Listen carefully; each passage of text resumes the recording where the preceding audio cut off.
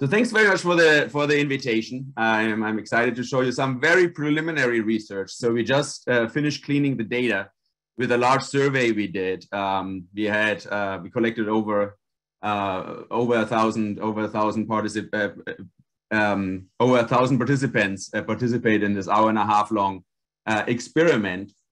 So I'm excited to share some very preliminary results on this concept we are after, which we call digital immunity. So what the idea is basically here is, if it would turn out that the human mind is nothing else than a thinking machine and a feeling machine, then the future doesn't look so bright, all right? Because we developed machines that can think better than we can, more rational than we can, and that started to dominate our feelings in many ways, with social media, with artificial intelligence in general. So the idea of consciousness then comes in. And the question is, are there some people who are naturally digitally immune, have a natural immunity to these kind of like mind manipulations that go on with artificial intelligence, that many of us are suffering as well, and that have become a big influence in modern society in general, right? So just to give a little context, of course, these technologies, they are dominating the world economy. And that's not only post-pandemic, but the pandemic certainly accelerated their influence. For the better part of the last decade, these companies have been dominating the world economy, and all of them call themselves artificial intelligence companies. That's how they brand themselves, right? So this is not anymore data or telecommunication. They brand themselves as artificial intelligence companies, and it dominates a lot of our lives. People on average are between 2 and 3 hours a day on social media. And even if we are not connected to social media, these companies track us. So Google is tracking 80% of all web pages. So 80% of every digital step you take online, even if you don't have a Facebook account or you don't have any social media account, it doesn't really matter. Every digital step you take is tracked. And then there is a digital twin of yourself, a copy of your mind and your behavior. And these companies then, basically how they make their money is by predicting your behavior, actually by predicting your behavioral change. So these companies make money by changing your behavior, by making you click, by making you like something. And they know you as well that they can predict that with 80–90% accuracy, your behavioral change that they are inducing. And that's basically their business model, right? So all this tracking goes on because they want to study what triggers your mind, and then they can induce this behavioral change. And that's basically how they make money. That's how they come to dominate the world economy. And that came a little bit as a surprise, because in digital development, technological development, usually we're always thinking about, when these machines overtake the best of us, overtake our best skills, this event that we've been looking for called technological singularity. But what we completely missed, and this is taken from the colleagues at Humane Technology here in Silicon Valley, Tristan Harris and others, what we completely missed in the meantime is that in order to dominate us, these technologies don't need to be better than the best of us. It's enough that they are better than the worst of us, right? So they have to dominate our weaknesses.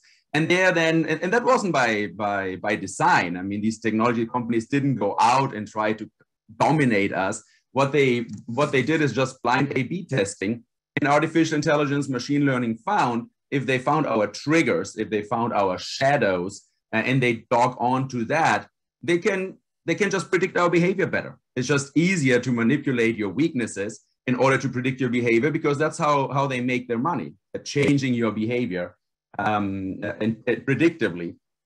And so that's what they found. And then, of course, in popular media, I hope you all saw the social dilemma, and even in politics, the Facebook files that came out recently and show us the downsides.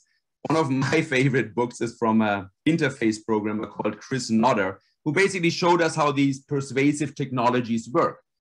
These artificial big data fed artificial intelligence that induce behavioral changes. And he structured the book explaining how they work by the 7 capital sins.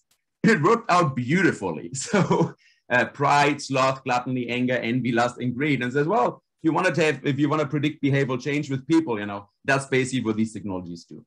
And we know the impact. So recent research in recent years has shown the impact on the positive side. So in this study, they had people turn off Facebook for only 4 weeks, and they had to pay them in order to do that. But people turned off Facebook for 4 weeks, and the impacts were impressive. Polarization reduced a lot. It reduced as much as it has increased, half as much as it's increased in the last 2 decades. And well-being, happiness increased a lot. Happiness, life satisfaction increased a lot. Depression and anxiety reduced a lot. In general, subjective well-being increased as much as almost half of a standard psychological therapy, and as much as $30,000 of income a year. So income increases happiness to some degree, but turning off Facebook gives you the equivalent of increase in life satisfaction as $30,000 of additional income. So that's pretty impressive.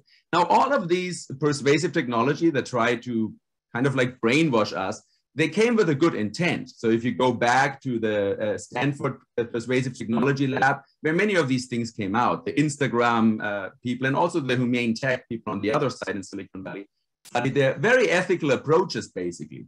And in the 2008 Nobel Prize in Economics with nudging. So all these ideas of nudging, right? You try to induce a positive behavioral change that helped us to develop these technologies of persuasion that these companies then basically jumped on.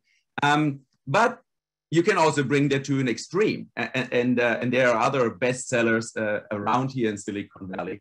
The Webs of Influence and Hooked, absolute bestsellers. And I wanna go a little bit into, in order to understand digital immunity, what these models propose. So in one of these books called Hook, if you see it here, that's the model. And there have been many startups and Silicon Valley companies built around that of how to get people hooked. So the idea is basically to first study them, to understand their triggers, their mental triggers of people.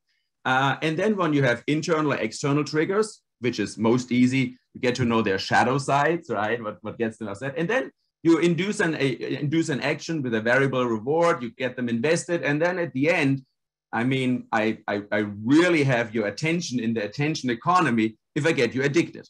Because then, I have you in my hand, I can do with you whatever I want. And that's why at the end, these technologies, they evolutionary wise, as I said, there are not many psychologists in Silicon Valley. Basically, in order, they just said, well, we can make more money because we can induce better behavioral changes if we have people addicted. Then we basically have them in our hand.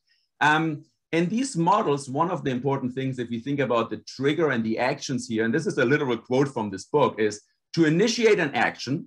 So, for example, to get you to click on something, doing must be easier than thinking. It needs to be done with little or no conscious thought. So that's where I want to call your attention to. So what these models basically say is, in order to get people to make more money out of them, in order to induce these behavioral changes, what we need to do is we need to just convert them into machines. No conscious thought. If you have conscious thought, that's bad for the business model, right? We need people just to go and click unconsciously in that. And that's what 2 billion people are doing on Facebook every day, and on Google and on others.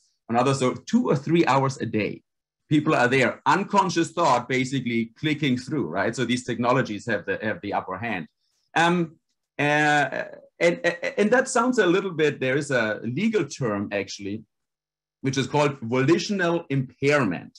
And that's how it's defined. It's impulsive behavior resulting from impairment affecting the ability to choose to engage in behavior or to inhibit such behavior that is not consistent with the self-interest of the individual. And that's a legal term often used in order to defend people who are basically, they don't have the capacity to execute free will. And if you think about it, I mean, these 2 billion people on YouTube every day, they spend 40 minutes a day. The average YouTube user uses 40 minutes a day consuming YouTube.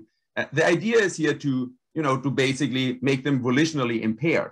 So you use these models, these big data algorithms, in order to study what they do, what triggers them, and then you get them hooked. 40 minutes a day on YouTube, 2 hours a day on Facebook, no conscious thought. That's the best thing for the bottom line. And then I can induce their behavior, make them click, make them like, spend more time, which converted these companies into the dominant factor of the world economy that they are. So it is interesting. So this economic model goes over the superiority of our minds. So who has that? It's called the attention economy, right? So who has the upper hand on our attention? And it seems, if you look back, I mean, 2, 3, 4 hours a day, they've been winning the upper hand of our minds. And this leads us to this concept of digital immunity. And the question is here, are there some people who have a natural immunity to this kind of digital manipulation? And so that's been the question we've been after. And so in our survey, we basically studied a bunch, 30 different measures of consciousness, some stages and some states models of different consciousness, spiritual experiences. And we are after trying to identify if some people are naturally immune to digital manipulation. What's the generative mechanism that we are proposing?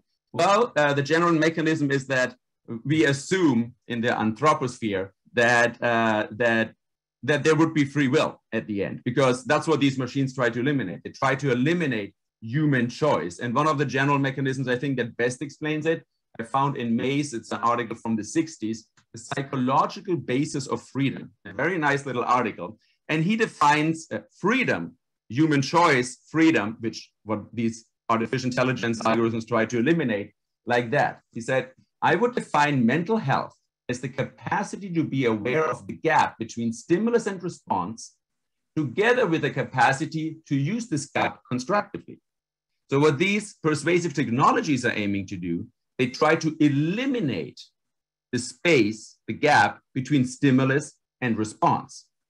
They study your behavior, collect the big data about you with every digital step you take, every time you move your mouse on a website, Google is monitoring it, right? Putting it in the database, knowing they know you better than your mother or you yourself. I mean, with 200 Facebook likes, your personality can be predicted better than you yourself know your personality, right? And then knowing that, basically they try to trigger you, often on your shadow sites. That's the easiest part of it.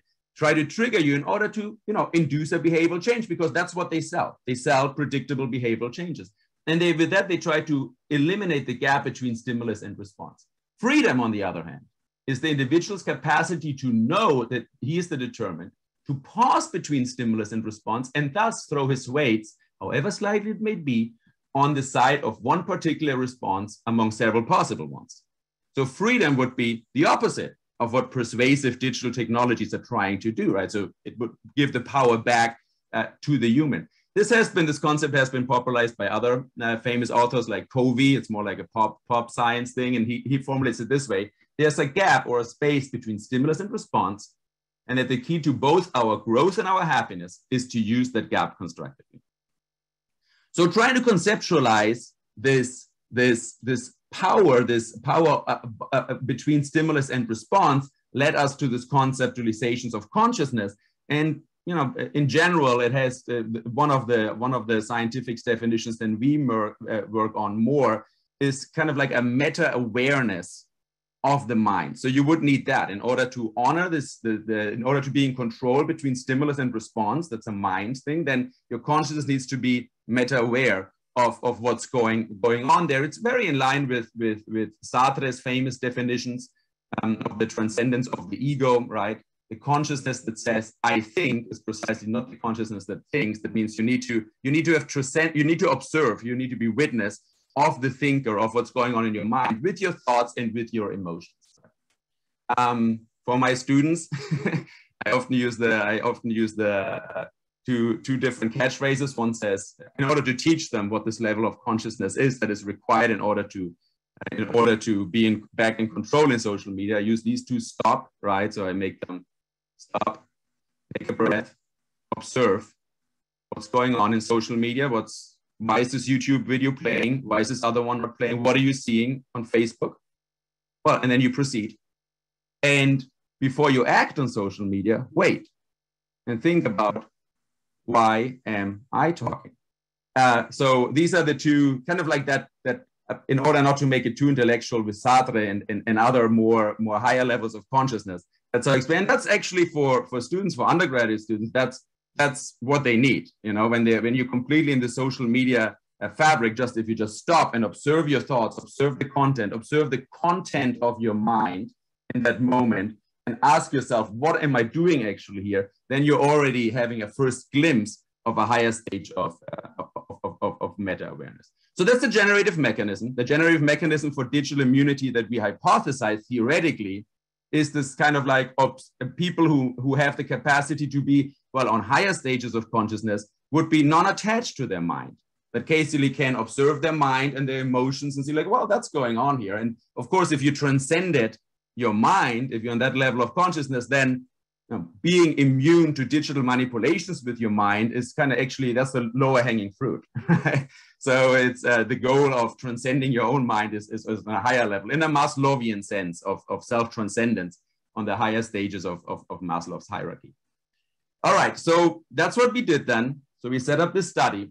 In the middle, we measured, as I said, 30 different scales of consciousness, some stage models, ego development models, the Löwinger-Kupreuter models with the help of Terry O'Fallon in that group, a states model of consciousness as well, Jeffrey Martin, who helps us a lot with this study, non-symbolic experiences, mysticism survey, NEDI survey, and so forth.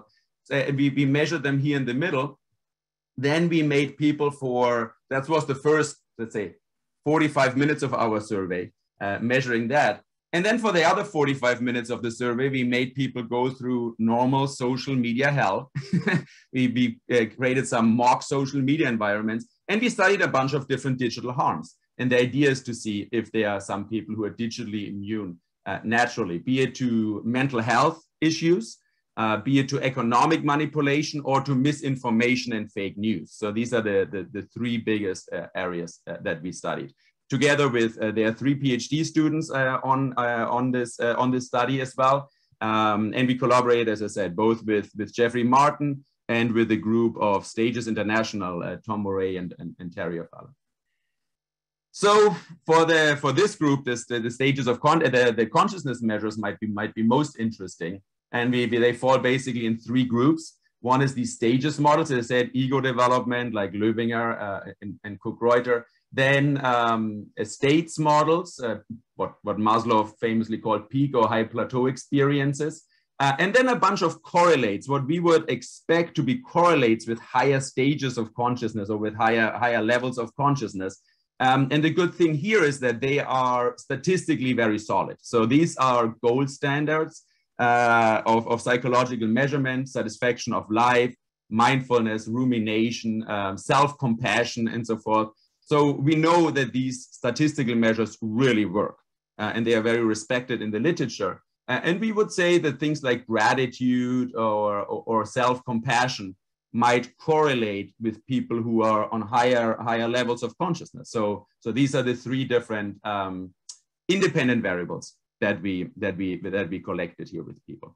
And it's a very rich data set. Also, like seeing the correlations between those different measures is extremely interesting, and a lot of work to be done there. Then on the other hand, as I said, we coded up basically a mock social media environments that replicates YouTube, Facebook, Instagram, WhatsApp, also Amazon. Economic manipulation is of course very big and pervasive technology. And then we were really impressed to see that over 2,000 people started our survey. We had to eliminate a lot of participations as well, because an hour-and-a-half survey is honestly too long. But we don't really know what we were after, so we just ask everything. As I said, 30 different measures of consciousness. But half of them, over 1,164 participants, were really high quality. So we had to weed some out. So we had some attention checks in there. It's a survey about mindfulness, so we needed people to be mindful. And if they failed our attention checks, we unfortunately had to eliminate them to make sure it's high quality. But of these 1,100 participants, we have very high quality responses. We get some from social media, then of course a bunch of students, which is here at the University of California, easy to get.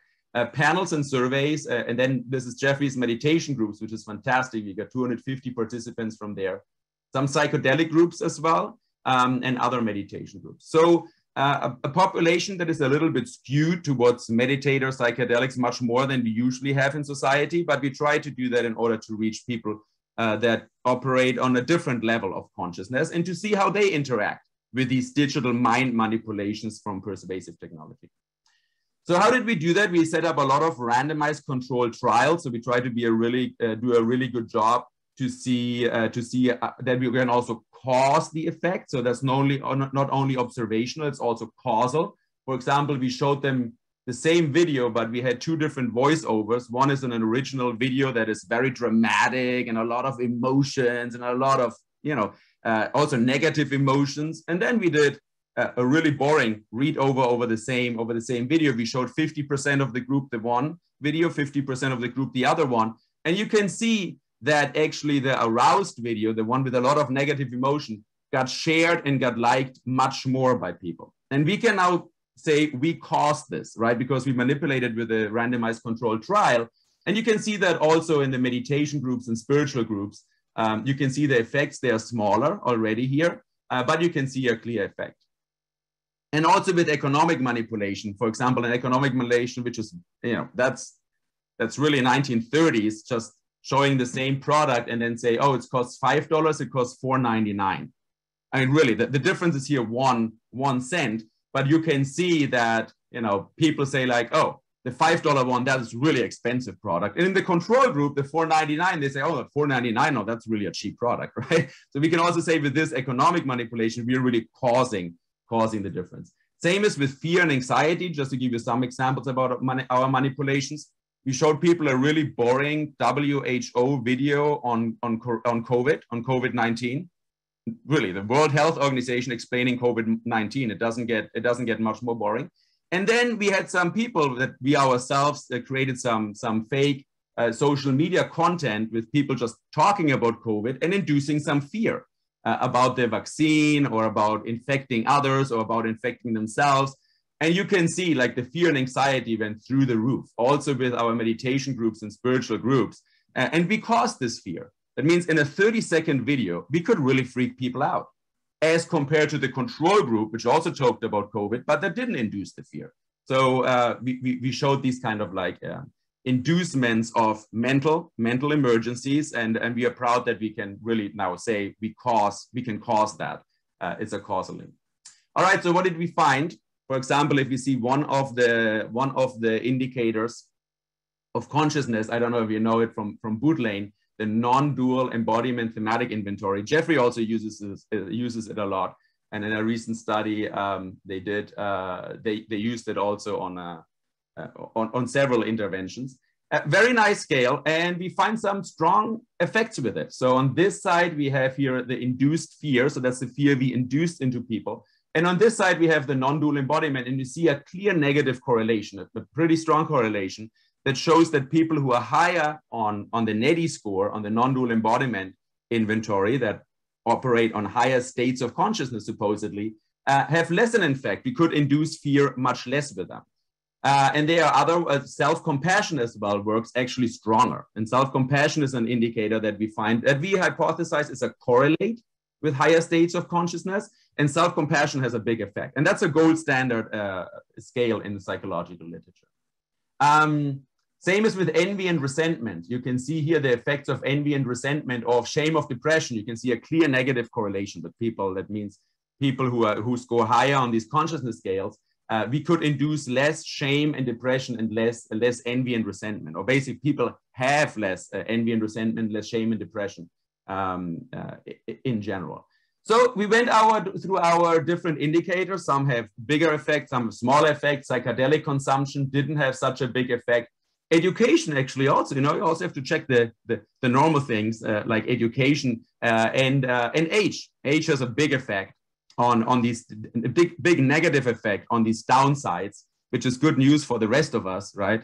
All we have to do is get older, and then we become the upper hand of, we get the upper hand of our minds. And so where we are, so this is very preliminary data that we are still trying to clean and analyze, but I will dare to show here some multivariate analysis that we already have started to do. So basically what we do here is we take all of our 30 independent variables of measurement of consciousness and see like, okay, if you put them all together, what's the effect that we can have, for example, on shame and depression? And it's amazing. We can explain 50%, over 50% of the variance in shame and depression, we can explain with our measures of consciousness, which is amazing. And our prediction error, if we did some machine learning on there, some cross-validation, we can predict up to 90%, almost 90% of the shame and depression that people have with our measures of consciousness. So how do they different contribute? Self-compassion, as I said, is one thing that we really find hits hard. Gratitude, life satisfaction, mindfulness as well. And neuroticism is also very useful because it's a gold standard and it correlates negatively with it.